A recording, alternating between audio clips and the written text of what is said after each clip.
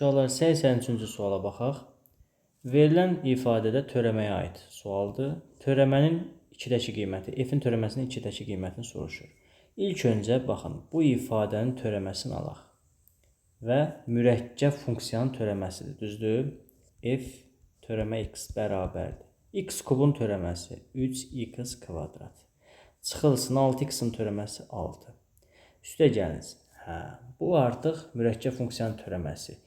Yəni, misal üçün, x törəmə bizə nə verirdi? J-nin törəməsi x vurulsun x-in törəməsi. Bu zaman J-nin törəməsi 4x plus 7, bir də 4x plus 7-nin özünün törəməsi. 4x plus 7-nin törəməsi bizə nə verir? 4-ü vermir.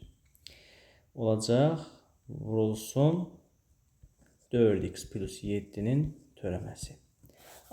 F iştirak x bərabərdir. 3x kvadrat çıxılsın 6 plus J-nin törəməsi 4x plus 7 vurulsun 4. Vəssalam.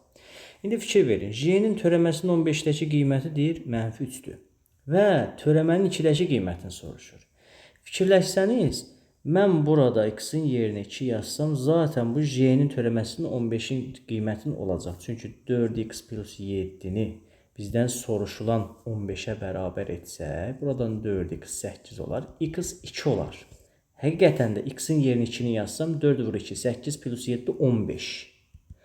Bizdən soruşulanı almış oluruq. Və nəticə olaraq f-in törəməsinin 2-dəki qiyməti bərabərdir. 3 vurulsun 2-nin kvadratı 4, çıxılsın 6, üstə gəlinsin J-nin törəməsinin 15-dəki qiyməti vurulsun 4. Bu zaman bizdən soruşulan f törəmə 2 nəyə bərabərdir? Deməli 12 çıxılsın 6, bax, bu ifadə bizdə neçə idi? -3 idi, elə deyilmi?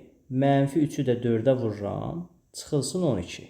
Bu bizə nə verir uşaqlar? -12 ilə -12 islah gedər, nəticə -6.